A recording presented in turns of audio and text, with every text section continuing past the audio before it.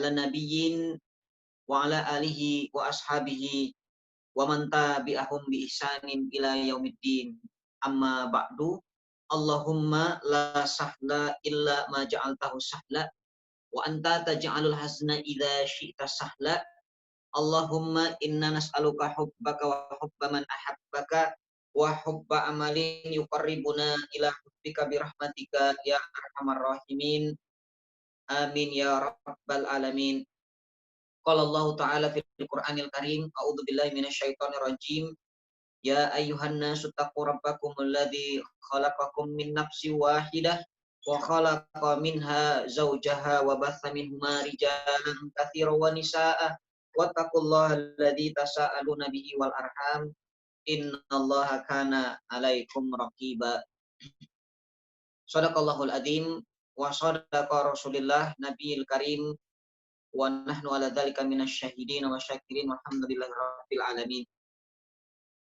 Alhamdulillahi rabbil alamin. Mudah-mudahan pertemuan kita pada kesempatan siang hari ini seluruhnya dalam limpahan rahmat, berkah serta ridha Allah Subhanahu wa taala. Amin ya rabbal alamin.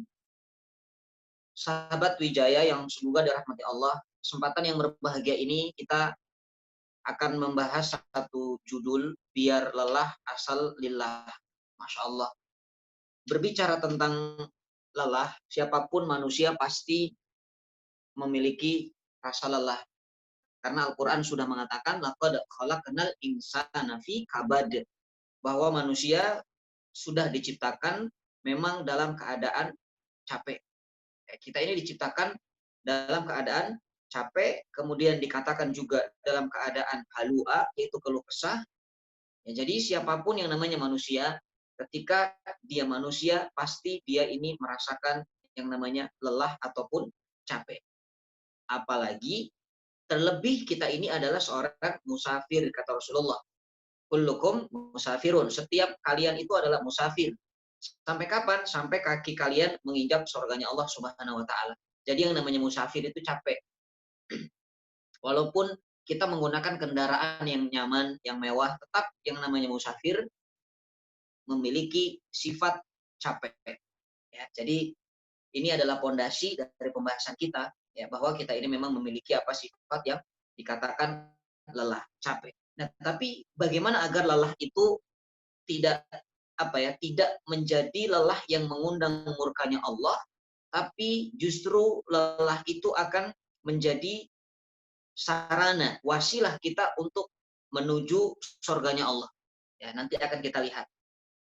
Ya, tapi sebelum kita jauh melihat daripada apa itu lelah, macam-macam lelah, dan lelah seperti apa yang memang akan menjadi lillah, maka kita lihat di dalam Al-Quranul Karim, dalam surah Al-Hadid ayat ke-20, ya, surah ke-57 ayat ke-20, Allah sudah mengingatkan kepada kita, ya a'udzubillahi minasyaitonir rajim, iklamu annamal hayatud dunya la'ibun wa lahun wa zinatun wa tafakhuru bainakum wa takatsuru fil amwali wal aulad. Ya, al-ayah, panjang ayatnya. Ya, namun inti daripada ayat ini adalah Allah ingin menyampaikan kepada kita, ketahuilah, kata Allah. Kenapa Allah awali dengan kata-kata iklamu, ketahuilah? Karena ternyata banyak orang yang memang dia nggak tahu kalau dunia itu adalah hanya permainan, ya, ataupun sesuatu yang melalaikan. Makanya Allah buka ayat ini dengan kata-kata iklamu, ketahuilah. Biasanya kalau orang dikatakan ketahuilah, ya, dia pasti dia nggak tahu, atau dia tahu tapi pura-pura tidak tahu. Makanya Allah katakan apa? Ketahuilah.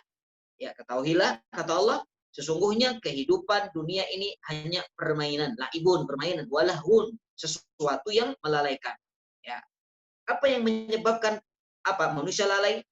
Perhiasan dan bermegah-megahan antara kamu dan berbangga-bangga dengan banyaknya harta dan anak-anak atau keturunan, seperti hujan. Seolah-olah Allah perumpamakan dalam ayat ini seperti apa? Seperti hujan. Kamatsali ghaithin a'jabal kaffar nabatuhu thumma yahiju fatarahu musfaran.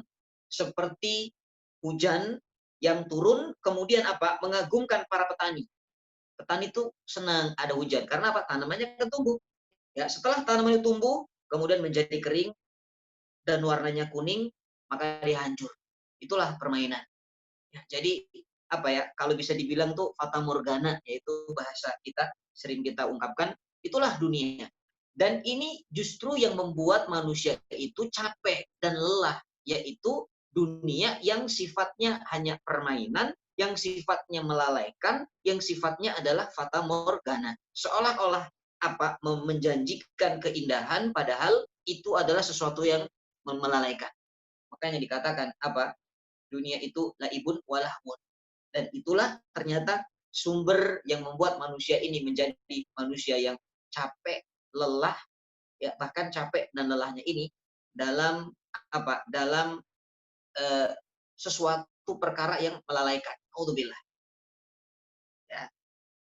Tapi ya, Allah Subhanahu wa taala ternyata memberikan apa namanya pilihan kepada kita. Ya, apakah kita ini mau lelah dalam kebaikan, lelah dalam beramal soleh, atau justru kita akan lelah dalam bermaksiat kepada Allah. Ada pilihan. Mau lelahnya menuju surganya Allah, mau lelahnya justru menuju nerakanya Allah. Karena walau bagaimanapun manusia itu hidup tidak lepas dari yang namanya aktivitas. Itulah kenapa dikatakan insan, ya. Itu maknanya adalah makhluk yang selalu beraktivitas. Kita akan lihat surah Al-Insyiqaq ayat ke-6. Kalau teman-teman membuka tafsir dari surah Al-Insyiqaq dari ayat ke-1 sampai ke-5, Allah gambarkan tentang makhluknya yang paling tinggi dan yang paling rendah. Yang paling tinggi ada langit di sana. Maka Allah katakan idas samaung syaqqat. Kalau langit itu terbelah. Langit yang kita lihat sekarang ini dalam keadaan yang apa? Terbentang luas tanpa ada cacatnya, tanpa ada celahnya, tapi nanti satu saat masanya langit itu akan terbelah. Kapan langit terbelah? Saat ketika Allah perintahkan langit itu untuk terbelah. Ya. Kemudian di dalam surat Al-Insyiqaq juga Allah gambarkan wa idal ardu muddat, apabila bumi nanti apa digulung ataupun bumi itu nanti menjadi datar, ya semua diratakan. Ya kapan waktunya? Ketika nanti Allah sudah perintahkan kapan waktunya. Jadi hikmah dari ayat ini, setelah Allah berbicara langit, kemudian Allah bicara bumi dan keadaannya, ya termasuk bumi mengeluarkan segala macam isinya, tiba-tiba ayat ke-6 Allah gambarkan ya ayyuhal insanu innaka kadihun ila rabbika kadhang famulaqi. Allah langsung gambarkan tentang keadaan manusia. Tapi kenapa Allah buka dulu dengan keadaan langit, keadaan bumi? Karena Allah ingin kasih gambaran kepada kita. Allah ingin berikan pelajaran kepada manusia bahwa lihat tuh, kata Allah, coba Anda lihat langit yang tinggi, yang sangat kelihatan kokoh itu menjulang tinggi di atas, langit saja taat dan patuh kepada Allah. Bumi yang luas ini itu pun patuh dan tunduk kepada Allah. Ketika Allah perintahkan terbelah, langit terbelah. Ketika Allah perintahkan bumi ini mengeluarkan isinya, bumi akan mengeluarkan isinya. Ya. Masa sih manusia yang diberikan akal dia tidak mau taat kepada Allah? Itu maksud daripada ayat ini. Ya, bisa dipahami ya. Makanya di ayat ke-6-nya surah Insyiqaq Allah mengatakan ya ayyuhal insanu innaka kadihun ila rabbika kadhan famulaqih. Ini yang membuat manusia apa dikatakan menjadi makhluk yang lelah, ya. Jadi selain ayat laqad khalaqnal insana fi kabad, ternyata dalam surah Al-Insyiqaq ayat ke-6 ini juga gambaran manusia bahwa manusia itu dalam keadaan capek, dalam keadaan lelah. Kita akan lihat singkat ayatnya, ya. Ya ayyuhal insan. Ya itu adalah apa? Harfun nida. Jadi Allah panggil, Allah peringatkan kepada manusia, hai insan, kata Allah. Allah menggunakan kata-kata insan. Kenapa? Karena kalau disebutkan di dalam Al-Quran ini kata-kata insan, maknanya 3. Satu, bahwa yang diingatkan ini adalah makhluk yang suka lupa. Itu insan. Ya, berakar dari kata, berasal dari kata nasya yansa, anisyan. Makanya ada perkataan ulama, al-insan mahallul khata' wan nisyan. Manusia itu tempat salah dan lupa. Itu yang pertama. Yang kedua, disebut insan karena manusia ini punya perasaan. Dia bisa cinta, dia bisa sedih, dia bisa bahagia, dia bisa cinta, dia bisa menangis, dia bisa bahagia. Itulah insan. Yang ketiga, kenapa disebut insan? Karena dia tampak dan terlihat. Ya, beda dengan jin. Makanya ins wal jin itu dipasangkan dalam Quran. Ya, ada ins, ada jins. Kenapa? Karena ins yang tampak, jins itu tidak tampak. Jadi kalau punya tetangga, punya temen, nggak pernah keluar rumah, ya nggak pernah kelihatan orang, di grup juga nggak pernah komentar, padahal ada kebaikan-kebaikan, pokoknya nggak pernah tampak, nggak pernah muncul, dia persis seperti jin, ya bukan ins namanya. Karena fitrah insan itu dia harus tampak, dia terlihat, ya itulah insan. Nah Allah ingatkan dalam ayat ini, ya ayyuhal insan, wahai manusia yang suka lupa, wahai manusia yang punya perasaan, wahai manusia yang tampak dan bisa dilihat dan bisa disentuh. Apa kata Allah? Innaka kadihun ila rabbika kadhal famulaki. Innaka kadihun. Sesungguhnya kalian itu, kata Allah, sesungguhnya kamu itu kadih. Kadih itu ism fa'il tapi kata sifat. Ya, saya ulangi lagi nih. Kadihun itu adalah ismun fa'il tapi kata sifat. Maksudnya bagaimana? Ketika sudah dikatakan kadihun, ini sifat yang sudah melekat yang tidak pernah berhenti. Contoh, kalau kita lihat surah Al-Baqarah dulu supaya mudah. Allah menciptakan khalifah di muka bumi ini. Di dalam surat Al-Baqarah, Allah berfirman, A'udzubillahi minasyaitonirrajim, wa idh qala rabbuka lil malaikati inni ja'ilun fil ardi khalifah. Allah menggunakan ismun fa'il tapi kata sifat, ja'ilun. Yang sudah belajar bahasa Arab nih, mudah-mudahan masih ingat ya. Ya, ada fi'lul madhi, ada fi'lul mudhari. Madhi itu masa lalu, mudhari itu yang sedang berlangsung. Nah, Allah tidak menggunakan fi'lul madhi ataupun mudhari dalam ayat ini. Coba lihat, kalau Allah menggunakan fi'lul madhi, Allah akan mengatakan, wa idh qala rabbuka lil malaikati inni aj'alu. Itu fi'lul madhi. Ya, atau ini ja'altu, ya mohon maaf. Ini ja'altu, aku sudah menciptakan. Dan Allah juga tidak menggunakan fi'lul mudhari yang sedang berlangsung. Kalau Allah gunakan fi'lul mudhari, Allah menggunakan kata-kata ini aj'alu, aku sedang menjadikan. Ya, bisa dipahami ya. Ya. Kemudian apa yang Allah gunakan? Ternyata Allah gunakan ismun fa'il tapi kata sifat. Artinya apa? Ja'ilun. Ja'ilun itu maknanya adalah Allah akan terus menciptakan khalifah untuk tinggal di bumi. Terus. Jadi nggak pernah berhenti. Sampai kapan? Sampai berakhirnya bumi. Makanya yang namanya khalifah itu bisa diartikan pengganti. Kalau hari ini kita dilahirkan, ya, kemudian hari ini kita menjadi anak. Mungkin nanti kita menjadi orang tua. Setelah anak kita menikah dan punya anak, status kita berubah menjadi cucu. Itulah khalifah. Kemudian kita wafat, generasi selanjutnya lahir. Kita wafat, lahir lagi. Wafat lagi, lahir lagi. Itulah khalifah. Terus akan silih berganti. Ya, makanya Allah gunakan kata-kata ja'ilun, kata sifat yang melekat. Ya, contoh, supaya lebih mudah lagi.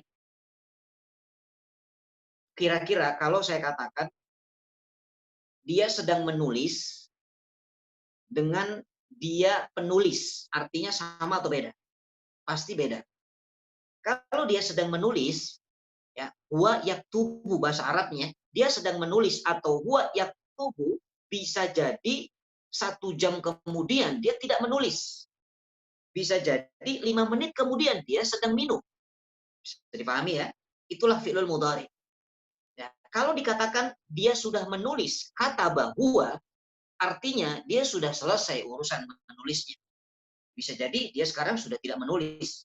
Tapi ketika dikatakan dia seorang penulis, berubah kata-katanya, huwa katibun. Katib itu penulis. Nah, kalau sudah dikatakan dia penulis, maka dalam keadaan apapun, aktivitas apapun yang dia lakukan, dia tetap disebutnya penulis.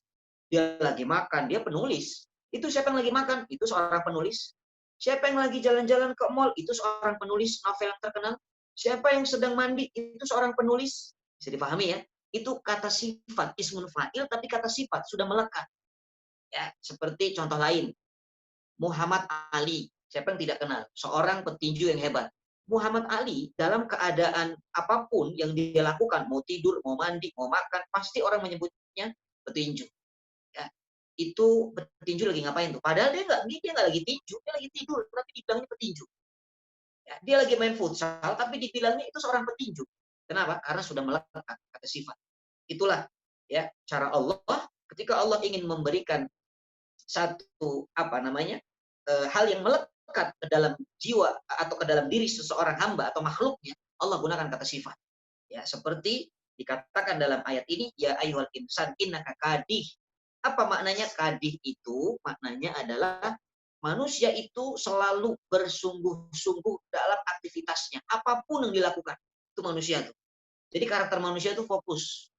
Misalnya begini, seorang ibu saja ketika dia sedang menyusui anaknya, dia akan fokus menyusui anak, lalu bikin makanan untuk anaknya. Setelah beres, dia akan masak. Setelah beres, dia akan lagi nyuci. Kemudian dia ngantar anak sekolah, dia akan kumpul dengan teman-temannya, dia akan ngaji, ya. Kemudian sampai rumah lagi, beres-beres rumah, jemput anak lagi. Semua orang itu seperti itulah keadaannya. Dan Allah sudah sampaikan, ya, yang punya proyek satu beres, ada proyek baru lagi, kajian satu beres, kajian ke tempat lain lagi, kemudian apalagi umroh bulan ini selesai, siap-siap untuk berangkat ibadah haji. Itulah manusia. Jadi Allah sudah stempel kita ini bahwa manusia itu memang dikatakan kadihun, dia akan akan terus bekerja dalam aktivitasnya, ya. Dan ingat, ya, pekerjaan itu setiap manusia dia punya punya timeline, dia punya batas akhir, dia punya waktu terakhir, tujuan akhirnya tuh di mana, dia punya semuanya. Ya, seperti ada anak sekolah TK, dia punya harapan lulus TK masuk ke SD. Setelah SD dia punya target lagi nih, dia mau masuk ke SMP. SMP beres, di SMA. SMA selesai, dia punya target kuliah. Kuliah S1 beres, S2. S2 beres, S3. S3 beres, terus sampai S tongtong mungkin, ya. S apalah, ya. Pokoknya punya target.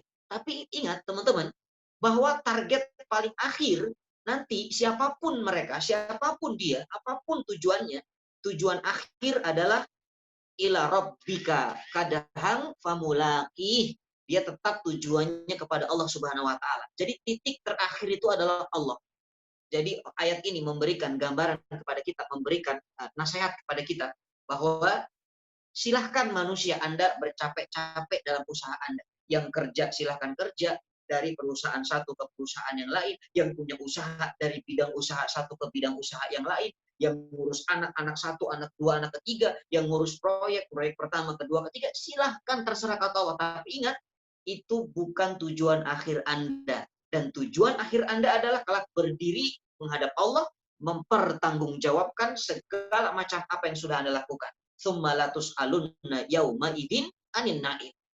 Itu tujuan akhir. Makanya tujuan kita diciptakan Allah untuk ibadah, tapi ibadah itu bukan tujuan akhir. Itu hanya sekedar wasilah, cara untuk kita menuju tujuan akhir.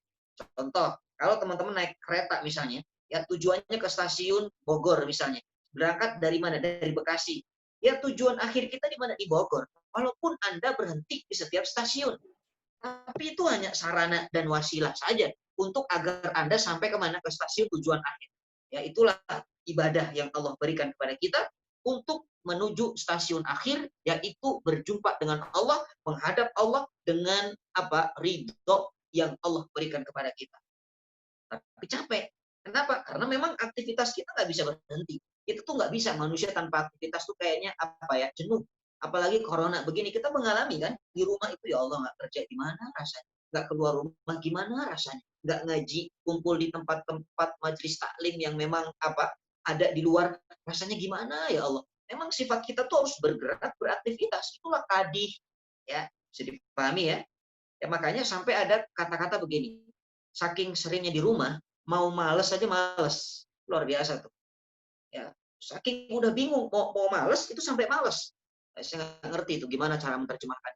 Ya, makanya Dikatakan, ya ayyuhal insanu innaka kadihun ila rabbika kadhang famulaki. Anda ini manusia dalam keadaan bersusah payah, bersungguh-sungguh, bekerja keras, serius dengan apa yang Anda lakukan. Tapi ingat, tujuan Anda adalah kepada Allah Subhanahu wa Ta'ala, dan sering banyak di antara manusia justru lupa kepada tujuan akhirnya. Na'udzubillah, ini yang bahaya. Dia sama-sama capek dia. Ada yang capek kerja, capek olahraga, capek makan, capek tidur, capek main. Semua capek, semua lelah. Tapi dia lupa dengan tujuan akhirnya, bahwa kelelahan hari ini, capeknya dia saat ini, kelak akan mengantarkan dia ke jalan yang mana lelah itu bisa mengarahkan kepada murkanya Allah, naudzubillah, sehingga berujung kepada nerakanya Allah, dan bisa jadi lelahnya itu berujung kepada ridhonya Allah, sehingga mengantarkan dia berjumpa dengan Allah, masuk ke dalam surganya Allah Subhanahu wa Ta'ala. Jadi pilihan ada di mana? Ada di kita. Ya, maka hati-hati. Ketika kita ini diberikan karunia keimanan, diberikan akal, diberikan kesehatan, maka jadilah manusia yang capek, yang bersungguh-sungguh, bersusah payah dalam melakukan aktivitas, tapi capeknya itu berada di jalan yang Allah sudah tentukan, ya, berada di siratal mustaqim, supaya apa? Lelahnya kita mendapat lelah yang lelah, ya, insyaallah. Sahabat-sahabat Wijaya yang semoga dirahmati Allah, ada pesan dari Rasul SAW. Jadi Allah berikan kita ini apa? Kebebasan dalam beraktivitas. Silahkan, Anda boleh capek, silahkan. Sampai diingatkan dalam hadis Jabir bin Abdullah, Rasulullah SAW mengatakan, Qala li Jibril, Qala li Jibril. Jibril berkata kepadaku, ya Muhammad, ish masyikta fa innaka mayyitun. Hiduplah sesuka Anda, dan tapi ingat, Anda akan menjadi yang namanya apa? Mayyit. Anda akan mati. Ya, hiduplah sesuka Anda, tapi ingat, Anda akan mati. Kemudian, yang kedua, apa nasihat Jibril? Wa ahbib masyikta fa innaka mufarriqatun bih. Dan cintailah sesuka Anda. Silahkan Anda mencintai anak keturunan dunia, jabatan, silahkan. Ya, tapi ingat, fa innaka mufarriqatun bih. Anda akan berpisah dengannya. Yang ketiga, wa'mal masyikta fa innaka mulaki. Dan lakukan, kerjakan sesuka Anda. Silakan.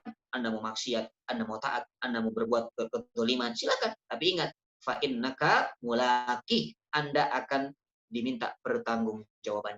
Jadi sebetulnya manusia itu berbuat apapun hari ini, semua akan kembali kepada dirinya kelak di akhirat.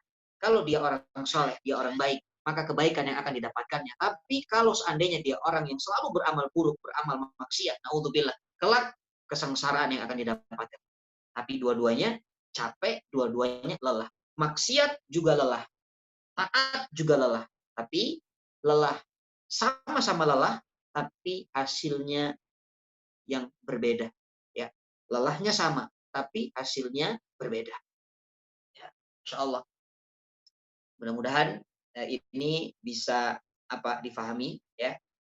Nah, kemudian sekarang Al-Qur'anul Karim, ya, Al-Qur'an ketika berbicara tentang apa amal soleh, ini saking sayangnya Allah sama kita, ya, ketika berbicara amal soleh, setiap ayat Quran selalu digunakan kata-kata berlombalah, lomba. Jadi apa ya? Ada dalam surah Al-Baqarah 148, Allah mengatakan, "Walikulli wijhatun huwa muwalliha fastabiqul khairat." Berlomba-lombalah Anda dalam kebaikan. Jadi Allah gunakan kata-kata lomba supaya apa? Supaya kita ini ada motivasi. Biasanya orang kalau ada lomba, dia itu lebih suka dilombakan. Ya kan? Makanya ada lomba karyawan terbaik, ada lomba anak-anak saja 17-an ada lombanya. Karena untuk mencari yang terbaik, ya itu memang harus ada apa? Harus ada apa ya? Ada perjuangan, dan perjuangan itu ya melalui perlombaan biasanya. Makanya Allah jadikan kebaikan amal soleh kita juga ya bisa dengan cara apa? Ya, fastabiqul khairat. Bahkan harus dengan cara fastabiqul khairat. Ini perintah Al-Qur'anul Karim. Nah, kenapa kita ini lomba? Karena begini, sebetulnya kehidupan kita itu persis memang seperti orang yang sedang mengikuti lomba. Orang yang ikut lomba, coba deh teman-teman, kita renungkan. Orang yang ikut lomba, dia biasanya, dia daftar dulu nggak dia? Dia harus daftar dulu. Kalau dia nggak daftar, mau dia juara, dia nggak akan dapat hadiah. Contoh, kalau kita mau misalnya kuliah di satu kampus, kita nggak daftar, tiba-tiba ikut mata kuliah dosen. Begitu sudah semester akhir, beres, ya, kita buat skripsi juga, selesai, begitu mau wisuda, nama kita nggak terdaftar, nggak ada. Lalu kita protes, loh, Pak Rektor, ini bagaimana? Saya sudah ikut ujian loh. Saya sudah ikut mata kuliah sempurna lengkap, bahkan saya sudah buat skripsi, saya sudah ikut bimbingan. Nilai saya kok nggak ada nilai saya dan saya nggak ikut wisuda, ini bagaimana? Apa kata dosennya? Kata rektornya, mohon maaf, kamu memang ikut semua kegiatan ini, kamu ikut belajar, kamu ikut bikin skripsi, ikut ini. Tapi kamu daftar nggak di kampus ini? Terdaftar nggak sebagai mahasiswa di kampus ini? Apa dia bilang? Saya nggak daftar, Pak Rektor. Ya nggak bisa. Kalau Anda tidak daftar, maka Anda tidak bisa ikut sebagai diakui sebagai mahasiswa universitas tersebut karena Anda nggak daftar. Persis. Kalau kita ini tidak mendaftar sebagai orang beriman yang ikut lomba, maka kelak di akhirat amal kita itu seperti debu berterbangan. Yang pertanyaannya, emang kita udah daftar, Ustaz? Kita sudah terdaftar. Bersyukur kepada Allah. Kita sudah terdaftar menjadi peserta lomba. Apa pendaftarannya? Pendaftarannya, asyhadu alla ilaha illallah wa asyhadu anna muhammadar rasulullah. Itu pendaftaran. Itu kunci kunci yang harus kita pegang. Kita sudah punya iman. Kita sudah terdaftar sebagai orang-orang yang beriman. Maka tinggal kita melakukan amal soleh untuk menjadi orang yang terbaik dalam perlombaannya. Ya kan sudah terdaftar kita ini, masya Allah. Dan panitianya siapa? Langsung Allah, ketua panitianya, ya. Kemudian semuanya adalah yang membantu adalah para malaikat. Jadi panitianya itu ya malaikat. Allah yang menjadi langsung Allah yang mengadakan acara perlombaan ini. Apa perlombaannya? Perlombaannya adalah Anda dikatakan dalam surah Al-Asr perlombaannya alladzina amanu wa amilus solihati wa tawassaw bil haqqi wa tawassaw bis sabr. Itulah perlombaan kita. Beriman, beramal soleh, kemudian dakwah, kemudian sabar dalam semuanya. Itulah perlombaan kita. Ya, kita sudah punya sudah terdaftar di dalam perlombaan ini. Ya, maka tinggal kita ini menyelesaikan lomba ini dengan baik. Sampai kapan? Sampai batas lombanya berakhir. Kapan lomba berakhir? Tergantung kapan usia kita tiba ajalnya. Kalau ada yang 60 tahun wafat, maka perlombaan selama 60 tahun. Kalau ada usia cuma 30 tahun, maka perlombaan hanya 30 tahun. Tapi Allah adil, ya. Walaupun hanya 30 tahun, walaupun hanya 10 tahun ikut lomba, tapi dengan amalan-amalan soleh yang Allah lipat gandakan dan jariah yang terus mengalir, maka bisa menandingi orang-orang yang usianya panjang bahkan sampai ribuan tahun namanya. Ya, Insya Allah. Jadi inilah kenapa dikatakan Allah selalu menyampaikan tentang amal soleh ini dengan Dengan lomba. Lihat, ketika Allah suruh kita taubat dengan kata-kata wasari'u, ya, segeralah Anda, cepatlah Anda untuk mencari ampunan Allah. Cepat itu artinya segera. Segera itu artinya cepat, ya. Tidak mungkin orang yang cepat, tidak mungkin orang itu segera kecuali dia dalam perlombaan. Karena yang dicari itu yang tercepat. Lomba lari yang paling cepat juara, lomba renang paling cepat juara, lomba makan kerupuk paling cepat habisnya dia juara. Selalu yang cepat. Ya, bahkan ada dalam Quran kata-kata wasabiqu bil khairat surah Fatir ke-32. Kita juga pernah bahas. Ya. Ini juga orang-orang yang dikatakan yang lebih dahulu berbuat kebaikan. Yaitulah orang yang Masya Allah. Orang yang yang beruntung kata Allah. Wasabiqun asabikun. Ya, dalam surat Al-Waqiah. Orang-orang yang berbuat kebaikan yang lebih dahulu berbuat kebaikan. Ini juga disebut dinisbatkan kepada sahabat Nabi Abu Bakar As-Siddiq radhiyallahu anhu. Kenapa? Karena Abu Bakar ini karakternya setiap ada kebaikan dia tanpa berpikir panjang, tanpa bertanya, langsung dia paling dahulu menunaikan kebaikan. Ya, makanya ada hadis Rasulullah mengatakan khairul bir ajiluhu, sebaik-baik kebaikan itu yang dilakukan dengan segera tanpa ditunda. Ya, itulah gambaran Al-Qur'anul Karim memberi motivasi kepada kita agar capek kita, agar lelah kita apa? Lelah kita menuju lelah yang menghasilkan lillah. Ya, dengan cara apa? Dengan cara kita berlomba-lombanya dalam kebaikan, jangan berlomba-lomba dalam kemaksiatan, ya. Kira-kira sampai di sini bisa dipahami ya, teman-teman ya. Baik, Masya Allah. Nah, sekarang pertanyaannya, memang lelah itu ada jenis-jenisnya apa enggak ya? Mungkin kita mau tahu. Ya, tipologi lelah. Ya, para ulama mengatakan, jadi ternyata lelah itu ada tipologinya atau ada jenis-jenis lelah yang memang kita ini pasti merasakannya. Semua manusia pasti pernah merasakan lelah, ya, yang mana lelah ini ternyata ada beberapa jenis. Yang pertama ada lelah tobi'i namanya. Ya, ada lelah tobi'i. Lelah tobi'i itu lelah tabiat atau lelah naluri. Ya, contohnya, kalau begini, tadi saya mengutip di pembukaan tadi materi pembahasan di awal bahwa kita ini musafir. Musafir itu orang yang melakukan perjalanan. Kita ambil contoh orang yang ingin melakukan perjalanan dari Jakarta misalnya menuju Surabaya dengan menggunakan mobil. Ya, ini tidak berbicara pesawat tapi mobil. Dia pasti sudah kebayang tuh jauhnya Surabaya, harus melewati beberapa kota, ya, belum lagi macetnya, belum lagi nanti misalnya kendaraannya, naudzubillah mogok misalnya, belum lagi nanti rest areanya seperti apa, penuh atau tidaknya. Jadi sudah kebayang kalau kita ingin melakukan satu safar perjalanan, yang kebayang itu apa? Yang kebayang itu jauhnya perjalanan, sehingga apa? Kalau seandainya kita benar-benar lelah dalam perjalanan, maka kita berhenti dan kita istirahat, ya, untuk apa? Untuk apa namanya? Mengistirahatkan badan kita, jasad kita, supaya kita semangat lagi, kita fit lagi. Itu namanya lelah tobi'i, lelah yang sudah menjadi fitrah bagi manusia.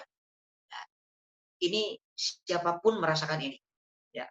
Hatta, ya, sampai dalam urusan lelah berbuat kebaikan.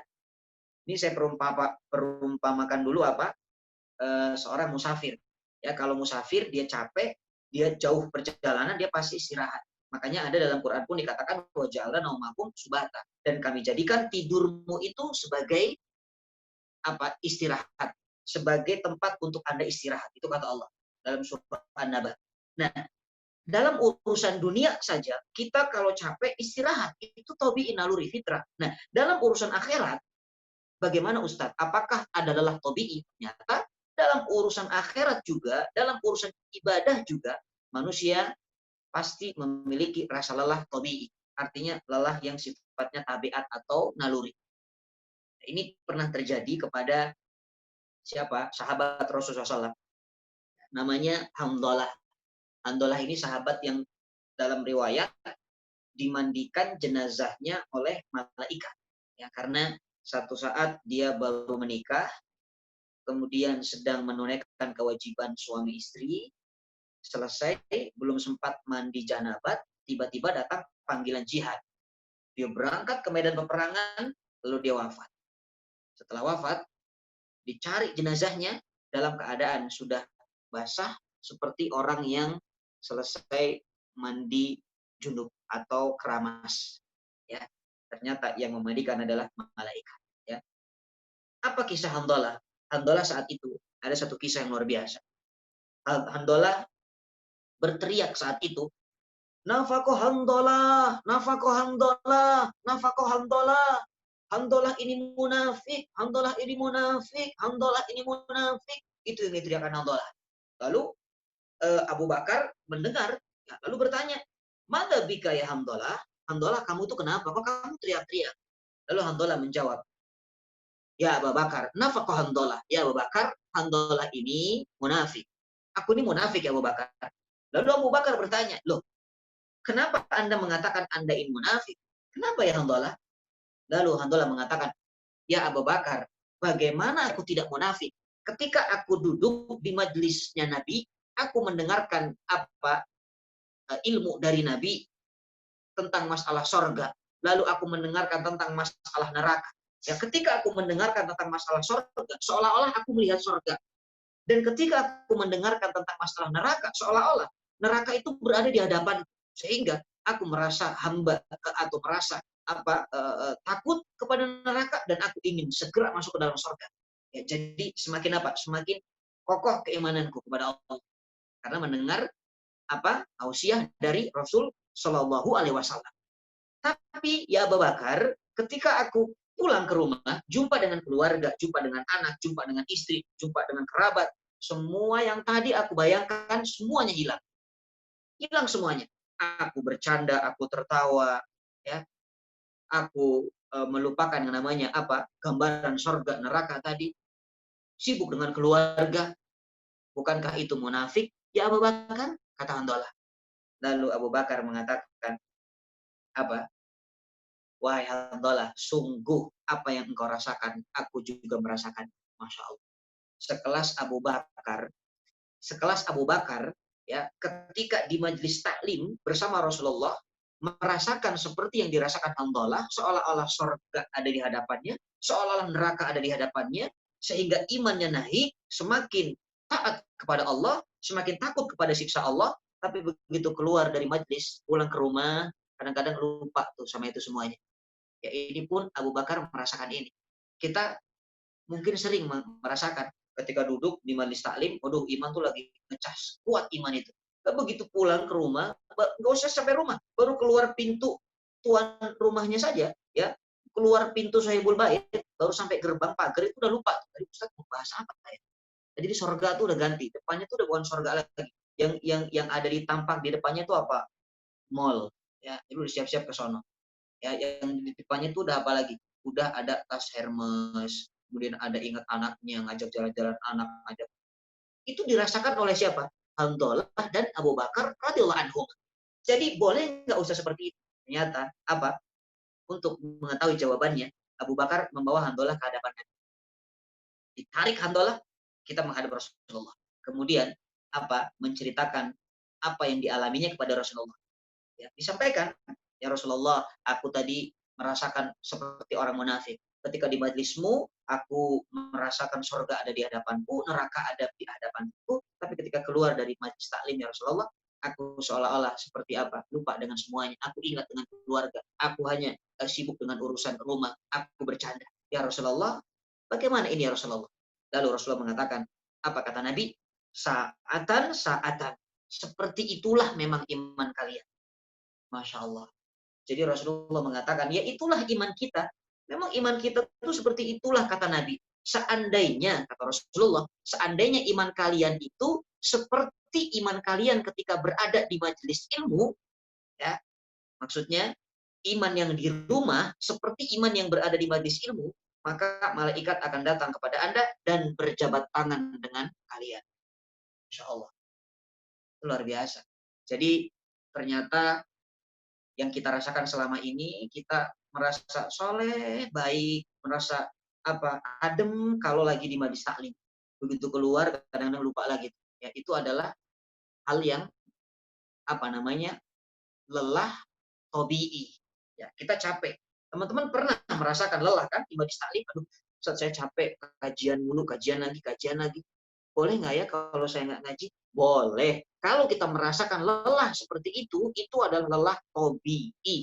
Dan itu nggak ada masalah. Yang penting yang harus diperhatikan adalah tidak melakukan kemaksiatan. Ya, ulangi lagi. Kita boleh berhenti untuk berbuat amal soleh yang memang itu sunnah. Kalau memang kita lelah, sedang futur, iman kita turun, saya nggak puasa sunnah hari ini, saya nggak baca Quran dulu, saya ini nggak sholat sunnah dulu, saya nggak ngaji dulu, karena memang lelah kita ini, manusiawi kita lelah, ya, tapi ingat, yang penting jangan sampai melakukan maksiat kepada Allah. Ya, jadi itulah lelah yang sifatnya tabi'i, ya, bisa dipahami ya. Itu yang pertama. Yang kedua, ada lelah lelah karena hawa nafsunya. Na'udzubillah. Ini yang bahaya. Orang yang mengikuti hawa nafsu, ittiba'ul hawa, mengikuti hawa nafsu, itu hidupnya capeknya luar biasa, lelahnya luar biasa. Ikut daripada sesuatu yang tidak abadi, itu akan capek kita. Dunia ini tidak ada yang abadi. Bahkan dunia ini permainan, bahkan melalaikan. Makanya kita capek kalau mengikuti hawa nafsu kita. Ya, contoh, nggak usah jauh-jauh. Orang kalau ikut hawa nafsu, misalnya nafsunya ingin apa? Ingin punya kekayaan yang melimpah. Pokoknya dia punya rumah satu, pengen dua. Punya rumah dua, pengen tiga. Punya rumah tiga, pengen empat. Terus punya mobil satu, pengen dua. Punya mobil dua, pengen tiga. Terus diikuti hawa nafsunya. Orang itu adalah lelah dalam apa? Dalam mengikuti hawa nafsu. Mau tidak mau, suka atau tidak suka, dia pasti merasakan lelah. Pasti.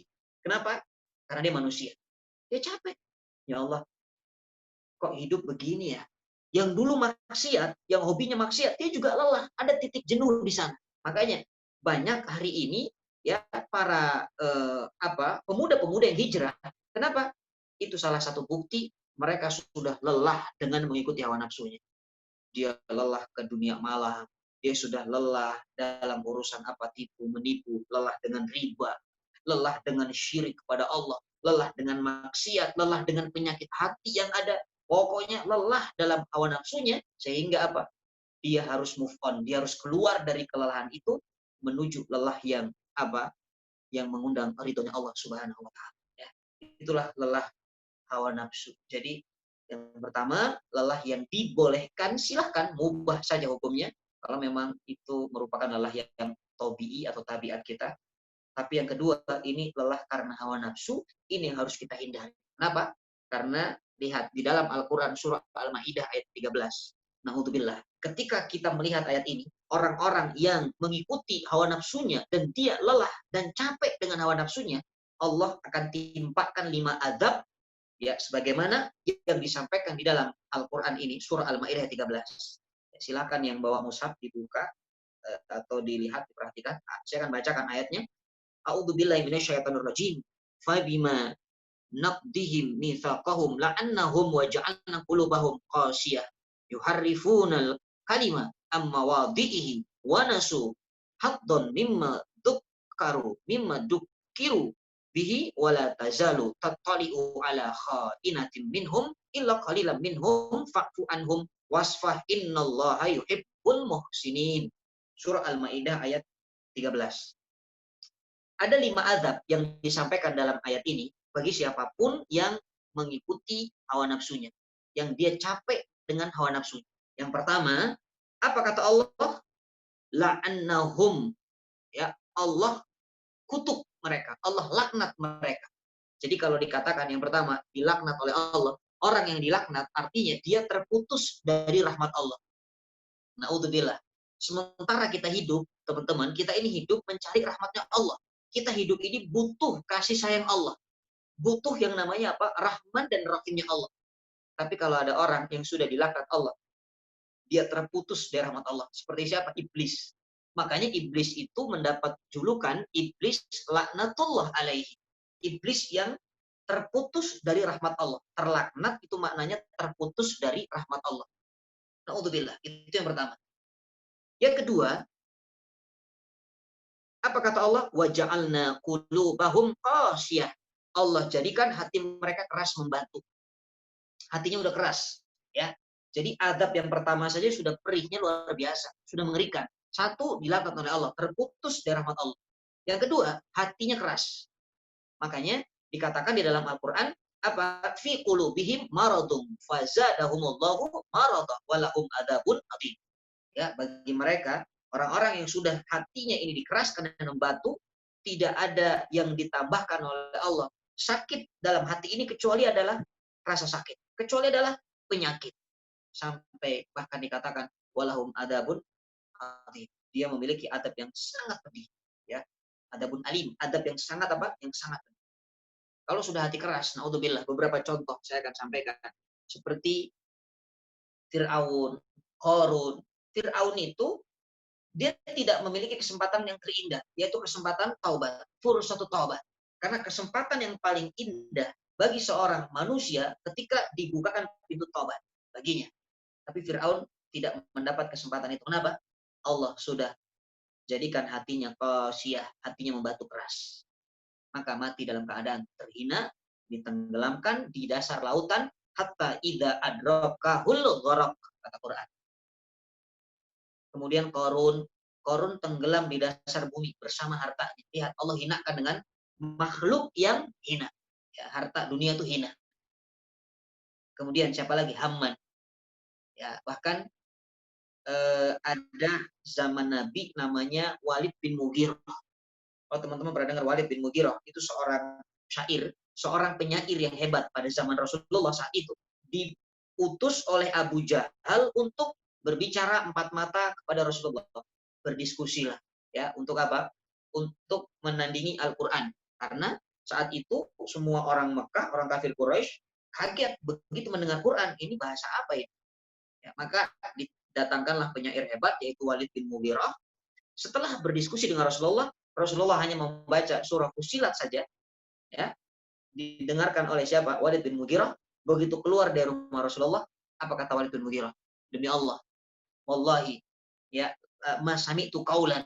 Aku tidak pernah mendengar satu perkataan, ya, tidak pernah mendengar satu perkataan, ya, yang mana perkataan ini tidak keluar dari lisan manusia dan tidak keluar dari lisan jin. Ya, maksudnya Quran.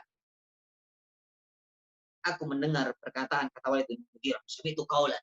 Laisa min kalamil jins wala min kalamil ins. Ini bukan perkataan jin dan bukan perkataan manusia.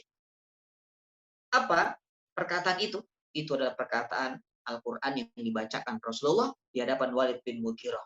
Tapi yang sedih adalah Walid bin Mughirah, dia tahu kalau itu Quran dari Allah. Dia tahu itu bukan perkataan manusia. Dia tahu itu bukan perkataan jin, tapi dia juga tidak beriman. Bahkan dia mengatakan itu adalah sihir. Na'udzubillah. Itulah hati kalau sudah keras. Bahkan saya sering menyampaikan Abu Lahab itu wafat setelah 10 tahun surat Al-Lahab turun. Ya. Padahal kalau dia tobat, dia bisa tobat. Tapi Quran sudah turun dan sudah dikeraskan hatinya. Itu adab. Jadi hati-hati. Kalau kita terlalu mengikuti hawa nafsu, capek dengan hawa nafsu. Hati kita keras, hati kita membatu, sehingga apa? Ibadah itu berat. Beramal soleh itu malas, luar biasa. Ya, karena apa? Terputus di rahmat Allah, hati Allah keraskan. Yang ketiga, apa adabnya? Yang ketiga dikatakan, mereka suka merubah perkataan Allah dari tempat-tempat. Jadi ayat Allah ini dikotak-atik. Ya, seperti iblis lah. Ketika Allah suruh sujud kepada Adam, dia malah mengatakan, masa aku mau sujud kepada yang lebih lebih rendah dari aku? Aku diciptakan dari api, dia dari tanah. Jadi perintah Allah yang datang kepadanya, ayat-ayat Allah yang sampai pun kauliyah yang terucap, ini ayat bisa dikotak-atik, ya, diakal-akalin ya. Kalau apa yang mereka telah diperingatkan kebaikan, ya, dia lupa kalau seandainya apa? Kalau yang namanya ghibah itu haram, yang namanya korupsi itu haram, dilupakan dengan itu. Sehingga apa? Dia terjerumus ke dalam kemaksiatan seperti itu. Alhamdulillah. Ya. Ya, seperti apa? Seperti misalnya kita ini ngaji, menuntut ilmu, ya, berapa kajian yang kita ikuti, mungkin beberapa tema sudah kita dapatkan, kita catat, tapi ternyata lupa untuk mengamalkan. Ya, naudzubillah, itu adalah salah satu tanda azab yang Allah berikan kepada seorang hamba karena ittibaul hawa, mengikuti hawa nafsu. Yang terakhir, yang kelima, adabnya apa? Adabnya kita akan melihat, ya, ini ayat kepada Rasulullah. Kata Allah, kamu Muhammad senantiasa akan melihat pengkhianatan dari mereka, kecuali sedikit di antara mereka yang tidak berkhianat. Jadi adabnya Allah berikan, dia akan menjadi orang-orang yang berkhianat. Seperti kisahnya rombongan Tolut dan Jalut. Ya, ketika itu rombongan Tolut kurang lebih 80.000 orang, Jalut ratusan ribu orang. Tapi 80.000 orang ini ketika diperintahkan untuk menyeberang sungai, boleh menyeberang sungai, boleh meminum airnya, tapi ala gurfah, hanya satu teguk saja. Tapi ternyata dari 80.000 pasukan yang masuk ke dalam sungai itu, melewati sungai itu, ingin menghadapi pasukan daripada Jalut, ternyata tidak kuat menahan panas, tidak kuat menahan lelah. Akhirnya sambil menyelam minum air, blok blok blok blok blok blok, diminum. Padahal Allah hanya mengatakan boleh minum tapi satu tegukan saja. Sehingga dari 80.000 pasukan, hanya 4.000 yang berhasil lolos. Yang lain bagaimana? Yang lain ditanamkan rasa malas untuk melanjutkan, ditanamkan rasa ngantuk, rasa capek, rasa berat langkahnya. Itu adab yang Allah berikan. Ya. Jadilah mereka orang-orang yang berkhianat, kecuali hanya 4.000 orang yang mengikuti daripada aturan Allah. Yaitulah gambaran lelah karena hawa nafsu. Allah akan berikan 5 adab seperti yang Allah gambarkan dalam surah Maidah ayat ke-13. Itu lelah yang kedua. Sekarang lelah yang ketiga. Lelah yang ketiga adalah lelah fi ridhoillah, lelah dalam mencari ridhonya Allah. Masya Allah, ini yang kita harapkan. Jadi dari sekian banyak lelah yang tadi kita sampaikan, ada lelah tabiat, lelah naluri yang boleh, ada lelah karena hawa nafsu, ternyata lelah yang dikatakan menjadi lillah, biar lelah asal lillah, ini adalah lelah dalam mencari ridho Allah Subhanahu wa taala. Pokoknya hidup kita itu bukan tujuan akhirnya, bukan ibadah. Ibadah itu adalah sarana untuk mencapai tujuan akhir. Tujuan akhir kita adalah mendapatkan ridho Allah Subhanahu wa taala.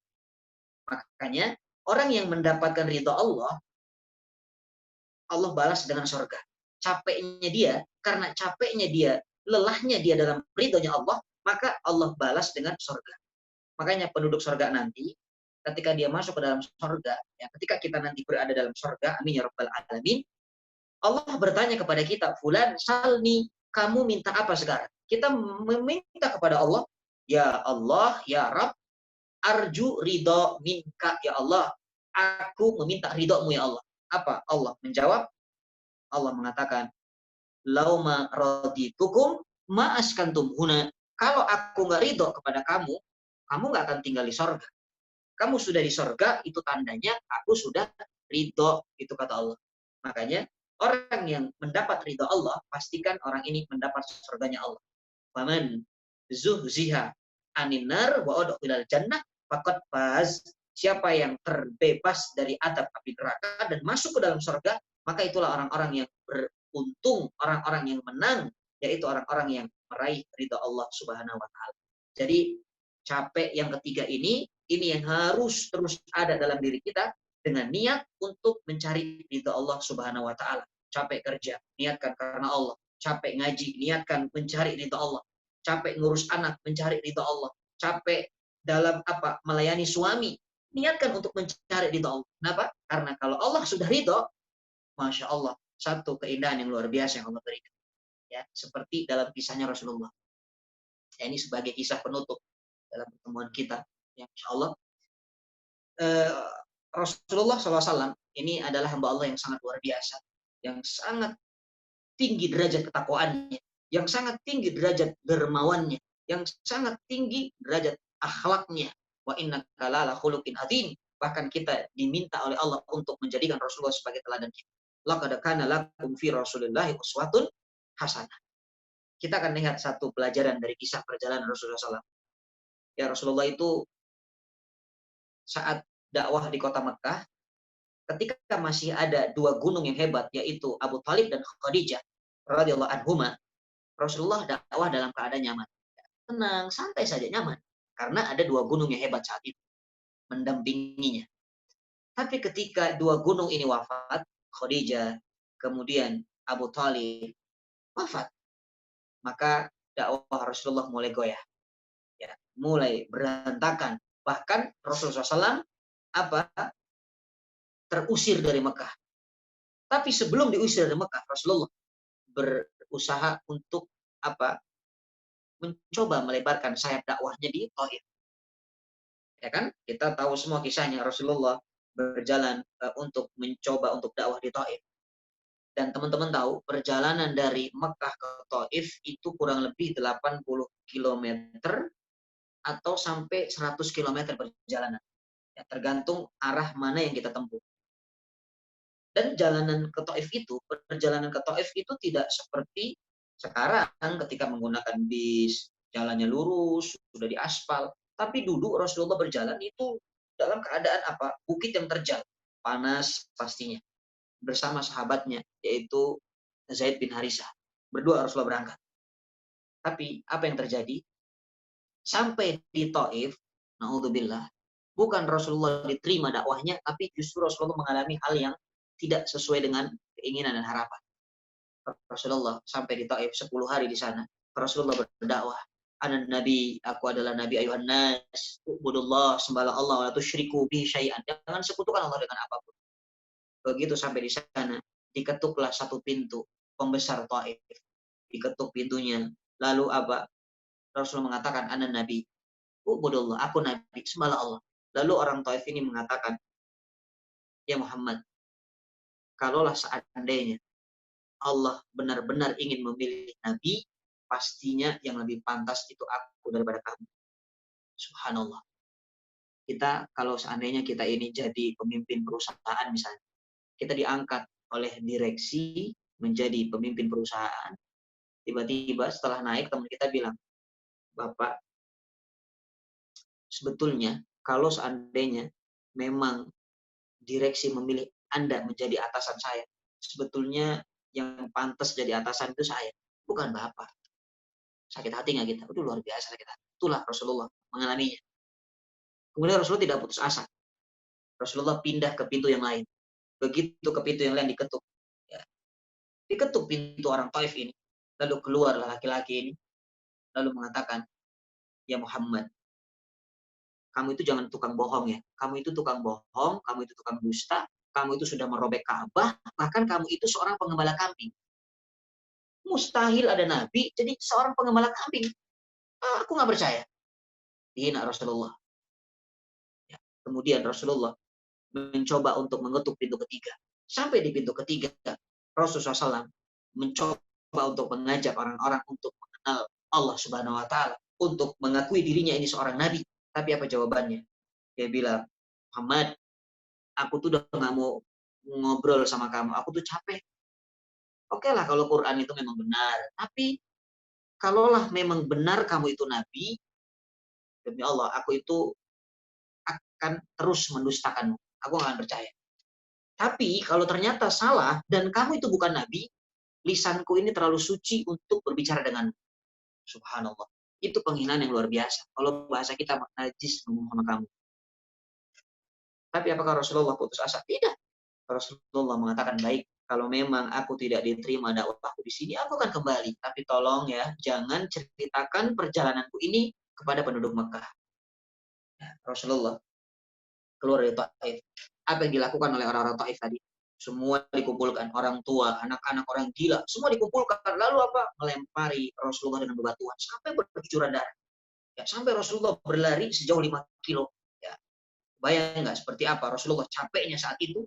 Lelahnya luar biasa, berlari sejauh 5 kilo. Sudah berjalan dari Mekah ke Taif 80 kilo sampai 100 kilo. Ya, dalam keadaan panas, bukit yang terjal. Sampai di sana diusir dan harus berlari sejauh 5 kilo. Capeknya seperti apa? Sehingga Rasulullah berhenti di sebuah perkebunan anggur milik seseorang yang bernama Utbah. Rasulullah mengangkat tangannya di sana. Rasulullah mengatakan, apa? "Allahumma inni askudu fakuat wa kilata hilati. Ilam takun alayya ghadabun fala ubal."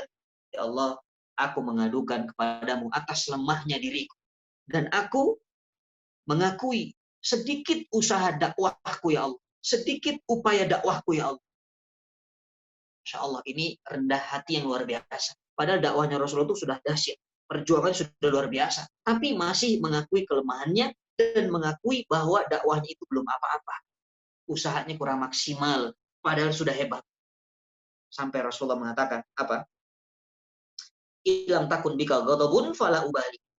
Kalau seandainya ya, seluruh penduduk Taif murka kepadaku, bahkan seluruh kota Mekah ini murka kepadaku, selama engkau ridho kepadaku dan engkau tidak murka kepadaku, aku tidak masalah ya Allah. Aku ridho dan aku apa? Aku tidak peduli itu semuanya. Masya Allah. Jadi Rasulullah seolah-olah ingin menyampaikan kepada Allah, ya Allah, biarin walaupun satu kampung ini benci kepada saya, satu Taif ini benci kepada saya, tapi yang penting Engkau ridho ya Allah. Karena aku ini dakwah, aku ini capek, aku ini lelah dalam mencari ridho-Mu ya Allah. Masya Allah. Ini doa ini disebut doaul mustadafin, ya, doanya orang-orang yang sedang dalam keadaan apa, lemah. Kalau memang kita sedang lemah, sedang galau, ini doa paling bagus. Rasulullah baca ini. Sehingga apa? Saat itu pemilik kebun anggur yang namanya Utbah, saking apa ibanya dia mendengar doa Rasulullah seperti itu, dia memanggil karyawannya untuk memberikan anggur kepada Rasulullah. Karena biasanya ini orang keras kepala, keras hati. Tapi saat itu dia iba, karena doanya yang dahsyat sekali. Ya. Dan saat itu mengundang malaikat Jibril dan malaikat penjaga gunung, ya, mengundang kedatangannya, melihat Rasulullah dihinakan saat itu, dia tidak terima. Maka malaikat menawarkan kepada Rasulullah dengan 3 penawaran. Apa kata malaikat penghuni Jabal ini? Ya Muhammad, ya Rasulullah. Opsi yang pertama, apakah Anda ingin kalau gunung ini saya angkat? Ya, saya angkat gunung ini, 2 bukit ini, lalu saya timpakan kepada penduduk Taif, sehingga mereka hancur binasa. Kemudian Rasulullah mengatakan, aku tidak mau. Lalu yang kedua, baik ya Rasulullah, opsi kedua, atau saya akan kirimkan bebatuan dari langit. Aku akan hujani mereka dari bebatuan dari langit. Atau opsi yang ketiga, saya tenggelamkan mereka masuk ke dalam bumi ini seperti tenggelamnya Qarun bersama hartanya. Rasulullah mengatakan, lastu la'anan. Aku diutus bukan untuk mendatangkan laknat bagi mereka. Innahum qaumun yajhalun. Itu adalah orang-orang yang dia bodoh dan dia belum tahu siapa aku. Maka aku berharap kepada Allah agar kelak dari dzurriyyah mereka, dari tulang-tulang sulbi mereka lahir generasi-generasi yang bertauhid kepada Allah dengan kalimat la ilaha illallah. Masya Allah. Jadi kalau dakwah, kalau hari ini kita tidak diterima, dakwah kepada sahabat kita, kepada orang terdekat kita, belum diterima dan masih ditolak. Ya, lihat Rasulullah mengajarkan, doakan keturunan dan anak cucunya. Ya, walaupun orang tuanya kafir, orang tuanya tidak soleh, tapi dia punya keturunan yang bisa kita doakan. Semoga kelak keturunannya menjadi keturunan-keturunan yang soleh dan soleh. Jadi jangan dipangkas. Jangan orang hari ini nggak beriman dibunuh. Supaya apa? Dia tidak punya keturunan lagi dan generasi. Itulah yang Rasulullah ajarkan kepada kita. Kadang-kadang kita udah putus asa. Kita sudah apa? Menjudge orang kadang-kadang. Bapaknya aja kafir, pasti anak cucu cici itu kafir semua. Bapaknya aja begitu, pasti keluarga keturunannya keluarga mabok semuanya. Keluarga zina semuanya. Na'udzubillah. Padahal Rasulullah dengan doa yang sangat indah, aku berharap semoga dari keturunan-keturunan orang-orang Taif terlahir dari generasi-generasi yang bertauhid kepada Allah. Dan hari ini terbukti 100% Taif semuanya muslim. Yaitu karena investasi doanya Rasul Shallallahu Alaihi Wasallam. Sampai begitu mendengar ini, malaikat itu tidak sanggup melihat keadaan ini, sampai malaikat mengatakan, ya Muhammad, ya Rasulullah, anta kama sammaka rabbuka raufur rahim. Kamu itu seperti yang digambarkan oleh Rabbmu, bahwa Anda memiliki sifat raufur rahim, sifat yang lembut dan sifat yang penyayang. Masya Allah. Luar biasa. Ya. Jadi Rasulullah itu pantas kalau dikatakan wa innaka la'ala khuluqin azim. Ya. Sungguh engkau benar-benar memiliki akhlak yang sangat agung di atas segala-galanya. Itulah Rasulullah. Ya. Kemudian apa yang terjadi? Ya, begitu datang utusan tadi membawa anggur, lalu diberikan anggur kepada Rasulullah. Dimakan dengan ucapan Bismillah, dimakan anggurnya, sampai yang bernama laki-laki ini yang bernama Adas, dia heran dan dia kaget. Dia mengatakan, Fulan, kamu dari mana? Aku tidak pernah mendengar orang Mekah. Ya, Rasulullah menjawab sebelumnya, aku dari Mekah. Lalu Adas mengatakan, aku belum pernah mendengar orang dari Mekah ketika ingin makan mengucapkan Bismillah. Lalu Rasul Shallallahu Alaihi Wasallam berbalik tanya kepada Adas, Fulan, Anda dari mana? Adas, kamu dari mana? Adas menjawab, Ana min Nainawa, aku dari Nainawa. Rasulullah mendengar kata-kata Nainawa, tapi Rasulullah, Allahu Akbar, Allahu Akbar.